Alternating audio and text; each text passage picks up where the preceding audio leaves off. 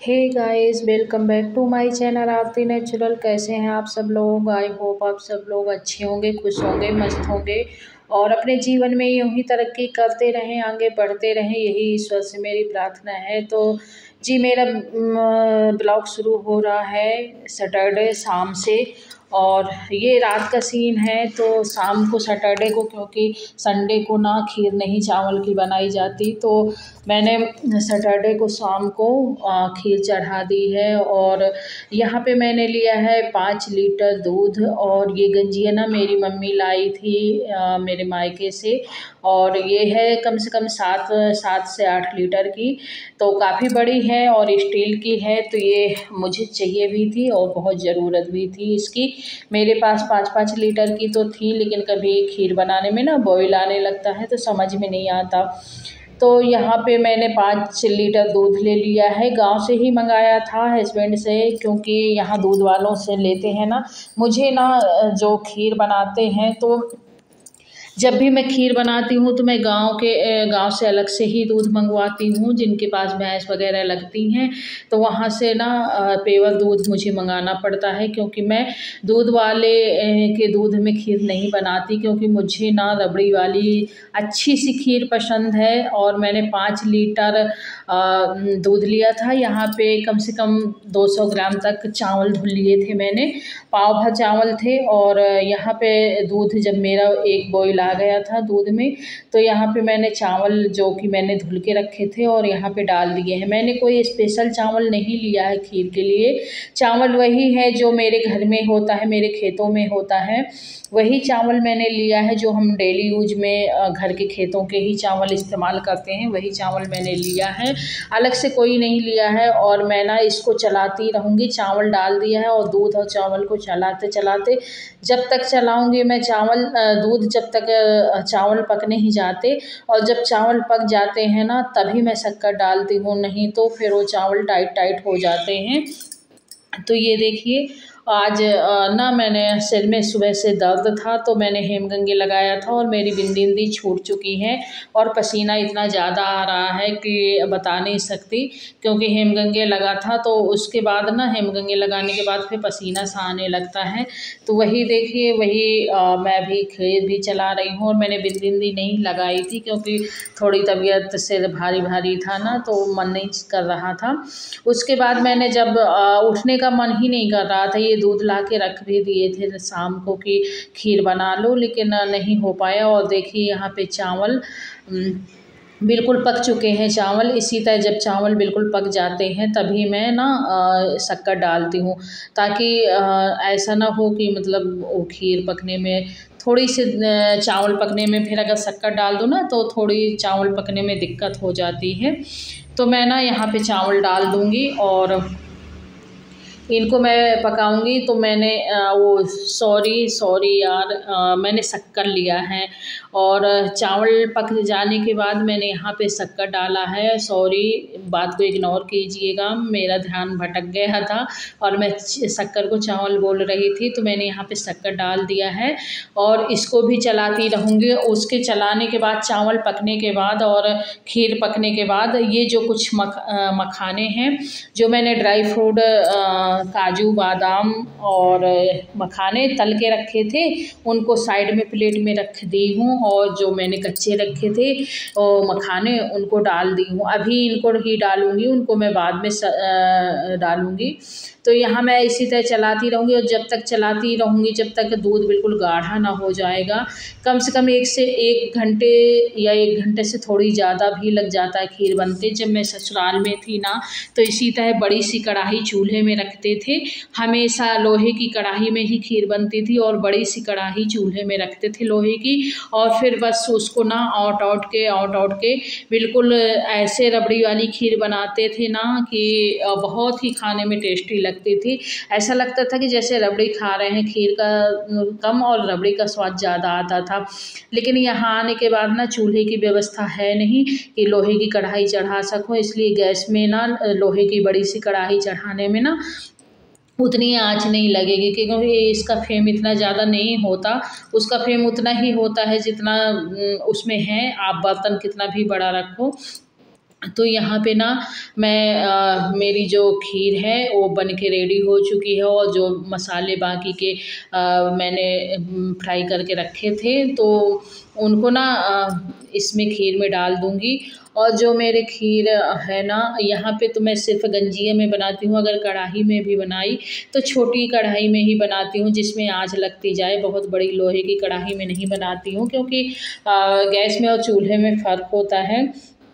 तो यहाँ पे ना मैं सिर्फ जितना मतलब गंजिया में ही बन पाती है तो मैंने यहाँ पे बना दिया है। और देखिए मैं आप लोगों को दिखा रही हूँ पास से कि ये काफ़ी हद तक पक चुका है, और इसका जो दूध है ना बिल्कुल गाढ़ा हो चुका है। अभी अभी मुझे इसको और भी पकाना होगा। दूध पक चुका है लेकिन अभी ना इसको मुझे थोड़ी देर और पकाना होगा, क्योंकि ये ना जब एकदम फदक फदक के एकदम गाढ़ी उस तय हो जाती है ना कि एकदम ज़्यादा फदक जाती है तो सौंधापन आ जाता है।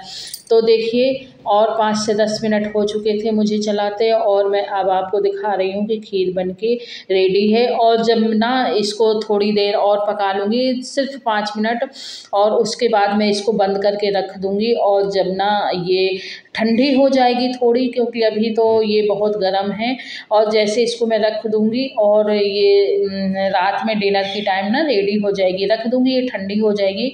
ठंडी होने के बाद ये बिल्कुल उस तरह की हो जाएगी, एकदम गाढ़ी गाढ़ी, जैसे बहुत गाढ़ी नहीं कि बहुत ज़्यादा गाढ़ी चाहिए, लेकिन जितनी ज़रूरत होती है ना उतनी गाढ़ी हो जाएगी जो खीर का वो होता है। तो यहाँ पे देखिए अच्छे से फदक गई है। और मैंने जो ड्राई फ्रूट लिया था, थोड़ी सी इलायची पाउडर लिया है, और इलायची को पीस के ही मैंने डाला है। तो यहाँ पे इलायची पीस के डाल दिया है, और जो ड्राई फ्रूट तले हुए रखे थे थोड़ा सा, उनको भी डाल दिया है। और देखिए एकदम से ना खीर बिल्कुल बन के रेडी हो चुकी है। और इसको ना मैं रख दूँगी ठंडी होने के लिए बंद करके गैस। जब ये थोड़ी सी ठंडी हो जाएगी तो बहुत ही अच्छी और बहुत सौंधी सौंधी बनेगी, क्योंकि सौंधी जब बनती है खीर, जब अच्छे से इसको फदक जाने देते हैं, मतलब ये जैसे ये बबूल जैसे उठते हैं ना खीर में, उसी तरह ये जब अच्छे से फदक जाती है काफ़ी देर तक ना, तो एकदम इसका सौंधापन आ जाता है इसमें। हाँ, लेकिन लोहे की कढ़ाई में जो गाँव में चूल्हे में बनती थी वो टेस्ट भले ना आता हो, लेकिन बहुत ही टेस्टी, इसमें भी बहुत ही टेस्टी, बहुत ही स्वादिष्ट लगती है। और वो गाँव के जो लोहे की कढ़ाई की बात ही अलग होती है, लेकिन इसमें भी टेस्ट उसका बहुत ही अच्छा आता है। मतलब हाँ, गाँव की कढ़ाई जो थी उसमें मान लीजिए कि 20% 100% स्वाद उसका अच्छा आता था, इसमें 99% स्वाद अच्छा आता है। 1-2 पॉइंट कम हो जाता है गंजिया में बनाने में, और लोहे की कढ़ाई में चूल्हे में बनाने में 1-2 पॉइंट उसका ज़्यादा हो जाता है। बाकी ये भी बहुत टेस्टी बनती है। और देखिए ये मेरी खीर बन के रेडी है, और मैंने ना गैस भी बंद कर दिया है। और गैस बंद करने के बाद मैं आपको दिखा रही हूँ कि अभी इसमें धुआं निकल रहा है, पर गर्म है बहुत तेज़, पर मैंने गैस बंद कर दी है और ये पकना बंद हो गई है। खीर बन के मेरी यहाँ रेडी है, और बहुत ही टेस्टी बनी थी खीर। तो चलिए मैं दिखा रही हूँ आपको। और ये ऊपर ना एकदम परत सी जम गई थी, थोड़ी थोड़ी ठंडी हुई है, अभी ज़्यादा ठंडी नहीं हुई है। पर देखिए खीर एकदम बन के रेडी हो चुकी है, और ना खा के एक बार इस तरह बना के देखिएगा, बहुत ही टेस्टी बनती है और बहुत ही अच्छी लगती है। मुझे तो हमेशा गाँव के जो पेवर दूध आता है, मैं पैकेट वाला दूध या दूध वाले डिब्बे वाला दूध कभी यूज नहीं करती हूँ खीर में। मैं हमेशा गाँव से ही खीर बनाने के लिए मंगाती हूँ दूध, वो भी भैंस का दूध। और सामने दुआ हुआ देख लीजिए खीर कितनी अच्छी दिख रही है और कितनी अच्छी बनी है, और खाने में भी तो उतनी ही लाजवाब थी। तो आप लोग एक बार ऐसे ट्राई करिए। और पता है सावन में ना खीर खाने का मज़ा ही अलग होता है। सावन का महीना हो, भोलेनाथ के दिन है, और ना चावल की खीर एकदम रबड़ी वाली बना के खाओ, उसका टेस्ट ही अलग होता है, उसमें मज़ा ही अलग होता है। और सावन में तो वैसे भी हम लोगों को खीर बना के एक बार खाना ही चाहिए, और खाया ही जाता है, सबको पता होगा शायद, लेकिन नहीं अगर पता तो मैं बता दे रही हूँ कि सावन में एक बार खीर ज़रूर खाना चाहिए। और ये देखिए खीर बन के मेरी एकदम रेडी है, यम्मी यम्मी सी रबड़ीदार खीर, और बहुत ही सौंधी और बहुत ही मस्त तो चलिए मैं यहाँ पे देखिए बारिश हो रही थी, बारिश हो रही है कम से कम 3-4 दिनों से, और मैं आ गई थी नहाने। मुझे लगा कि मैं पहले तो बारिश बहुत तेज़ हो रही थी, तब मैं लगी थी काम में, और अभी मैं फ्री हुई थी तो मैंने कहा चलो मैं छत में जाके नहा लेती हूँ। तो छत में आई तो छत में इतना ज़्यादा मुझे ना बारिश के पानी में नहाना बहुत अच्छा लगता है। मैं बचपन से ही नहाती हूँ, बहुत ही पसंद है मुझे बारिश की बूंदों में भीगना और नहाना। तो मैं छत आ गई थी और छत में ना मुझे पानी यहाँ धीमा हो चुका था, उतना ज़्यादा बारिश नहीं हो रही थी। सुबह से बहुत तेज़ बारिश थी। ये जब मैं नहा रही हूँ वो सैटरडे जब खीर बनाया तो सैटरडे की रात का ब्लॉग था, और खीर पूड़ी बनाने के बाद मैंने आगे ब्लॉग नहीं बनाया था। पूड़ी भी बनाई थी मैंने खीर के साथ, क्योंकि खीर पूड़ी ही अच्छी लगती है, सब्जी पूड़ी खीर यही इसका वो है। तो मैंने ये सारी चीज़ें बनाई थी, मैंने खीर बस शेयर की थी आप लोगों के साथ। लेकिन ये संडे का सुबह का ब्लॉग है। संडे में मैंने झाड़ू पोछा नीचे का जो भी काम था मैंने कर लिया था, और उसके बाद मैं आ गई थी छत नहाने जा ही रही थी। मैंने कहा चलो बारिश तेज़ हो रही है, बारिश के पानी में नहाते हैं। लेकिन तेज़ बारिश थी, और जब मैं काम निपटा के छत आई नहाने के लिए तो बारिश धीमी हो गई। तो लेकिन ना मैं काफ़ी देर छत में रही और मैं भीग गई, तो ऐसा लगा कि हाँ मैंने नहा लिया है। तो ये देखिए यहाँ पे थोड़ी थोड़ी तो मैं भीग ही गई हूँ, ज़्यादा नहीं भीगी पर थोड़ी थोड़ी भीग गई हूँ। फिर यहाँ से नहाने के बाद मैं गई नीचे, तो नीचे अच्छे पानी से नहाया बाल धुल के, और इतना सुंदर लग रहा था ना मुझे बहुत ही अच्छा लगता है बारिश के पानी में नहाना। मैं अधिकतर नहाती हूँ और यहाँ पे ना पहले नीचे लगा नीचे नहा लूँ, लेकिन नीचे पहले इतना सुबह से इतना तेज़ बारिश हो रहा था, ऐसा लग रहा था कि बहुत तेज़ पानी है, बहुत तेज़ पानी। लेकिन जैसे मैं काम करके फ्री हुई और सोचती रह गई कि जाती हूँ छत में नहाऊंगी, जाती हूँ छत में नहाऊंगी, लेकिन जैसे काम करके मैं फ्री हुई ना और सोची कि अब जाके छत में नहा लेती हूँ, तो वैसे ही पानी धीमा हो गया। आप लोग देख सकते हैं कि फुहारे तो पड़ रही हैं, लेकिन बारिश बहुत तेज़ नहीं है। तो उसमें ना नहाने लायक बारिश नहीं थी, बस बारिश नहाने लायक नहीं थी, बस फुहारें अच्छी थी, अच्छा लग रहा था। और ये देखिए मुझे बड़ा अच्छा लगता है पानी में फचाक फचाक करके। अच्छा, मैं इसलिए चप्पल भी पहन के नहीं आई थी, क्योंकि चप्पल में वो मज़ा नहीं है जब अपने पैरों से ना पानी को अब मैं नहा के नीचे आ चुकी हूँ, और नहा के मैंने कपड़े मतलब नहाई हूँ। नहा के क्या की हूँ कि आके मैं नीचे अच्छे पानी से बाल धुल के नहाई हूँ, क्योंकि ना बारिश के पानी में अगर नहा के अच्छे पानी से ना नहाओ तो बॉडी में ना खुजली सी होने लगती है। तो इस वजह से ना मैं एक बार नीचे आके एक बाल्टी पानी से नहाई हूँ बाल धुल के, और फिर मैं कपड़े चेंज करके आ गई हूँ। और अब मैं यहाँ पे थोड़ा सा क्रीम पाउडर लगा लूँगी और क्रीम पाउडर लगाने के बाद फिर मैं खाना बस मेरा रह गया है बनाने के लिए, बाकी काम तो हो चुका है, खाना बस बनाने के लिए रह गया था। सो बस मैं अभी खाना वाना बनाऊँगी और थोड़ी सी बाल वो कर लूँ, क्योंकि बालों में ना अभी पानी निकल रहा है बालों से। तो और इस तरह बारिश के मौसम में ना बाल जल्दी सूखते भी नहीं हैं।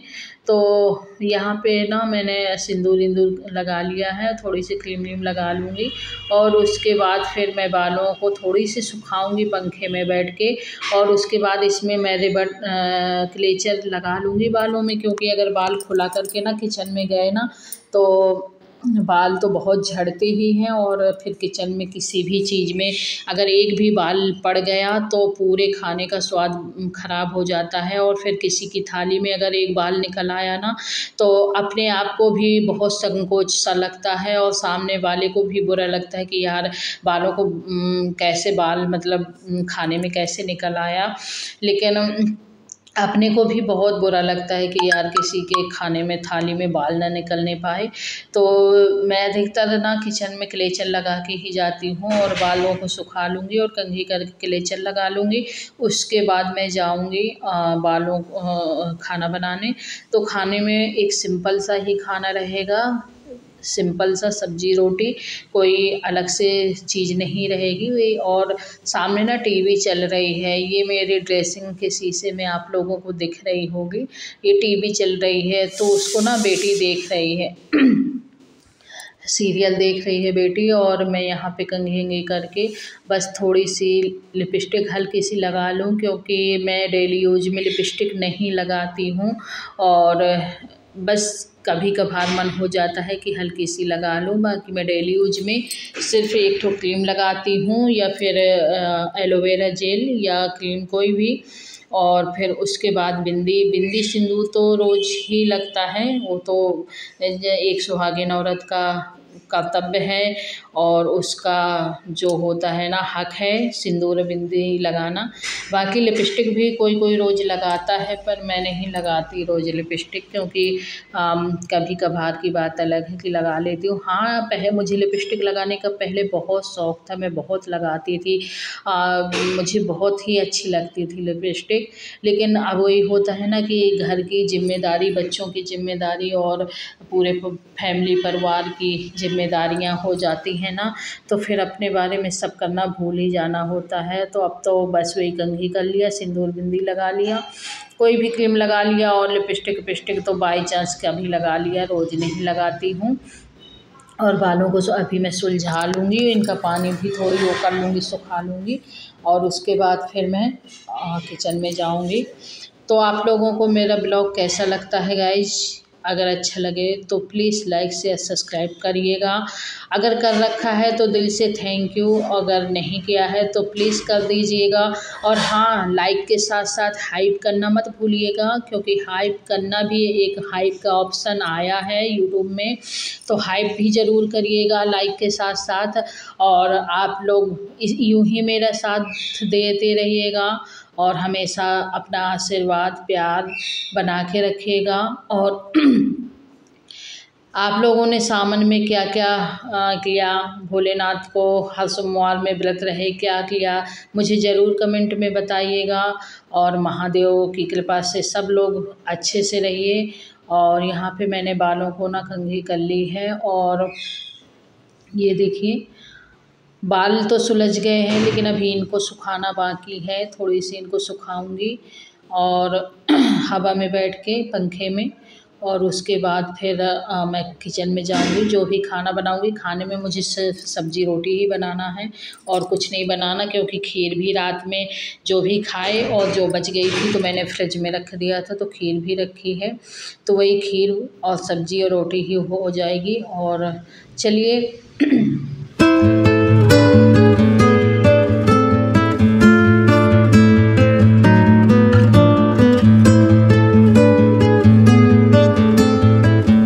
तो देखिए मैं यहाँ पे एक ना बैग मंगाया है बेटे ने, आज ही आया है अभी संडे को, और ये आया है 2100 का, तो 21 का रेंज है। और ये ना बहुत ही अच्छा है, देखने में बहुत अच्छा है, पिट्ठू बैग है, और इसमें ना 100 किलो तक वज़न भर सकते हैं, मतलब 100 किलो कपड़े वज़न भर सकते हैं। कहते हैं ये बहुत मज़बूत है, और कंपनी की चीज़ें मज़बूत होती ही हैं। तो मैं इनको ना थोड़ा सा करके दिखा देती हूँ। अगर आपको पूरा बैग देखना हो कि मैं इसका एक एक चीज़ खोल के दिखाऊं, तो आप प्लीज़ मुझे कमेंट करिएगा, और मैं आपको ये पूरे बैग का लिंक भी आप चाहेंगे तो दे दूँगी। और इस बैग का पूरा एक एक करके मैं खोल के अच्छे से दिखाऊंगी। अभी मैं सिर्फ ऊपर से दिखा दे रही हूँ, क्योंकि इसका वीडियो फिर पूरा अगर मैं बनाऊंगी तो ये वीडियो बहुत ही लंबा हो जाएगा, और इतना लंबा वीडियो देख देख के आप लोग बोर हो जाएंगे, तो मैं इतना आप लोगों को बोर नहीं करना चाहती हूँ। तो आप अभी इतना ही देख लीजिए, जो ऊपर से मैं दिखा रही हूँ ये 2100 का आया है, और अच्छा है, मज़बूत है, और कहीं भी आना जाना है तो पीठ में टांग के चल दो, अच्छा है। लेकिन अगर आपको इसका पूरा वीडियो देखना हो और एक एक चीज़ें इसकी खोल के दिखवाऊँ मैं, आप अगर चाहें तो आप मुझे कमेंट करके ज़रूर बताइएगा, तो मैं इसका पूरा आप लोगों को डिटेल में पूरा दिखाऊंगी, बताऊंगी, इसका एक अलग से वीडियो बनाऊंगी। लेकिन फ़िलहाल आप इतना ही देखिए, क्योंकि अगर मैं ज़्यादा दिखाऊंगी तो बहुत लंबा ब्लॉग हो जाएगा, तो इतना ही पर्याप्त है। और अगर देखना हो तो बताइएगा। तो चलिए, ये मुझे बहुत अच्छा लगा। और बेटे को जाना था बाहर तो उसने अपने लिए मंगाया है और ये आज ही आया है और अभी मैंने इसको खोला। तो चलिए, मैं मिलती हूँ नेक्स्ट ब्लॉग में, तब तक के लिए जय माता दी, जय।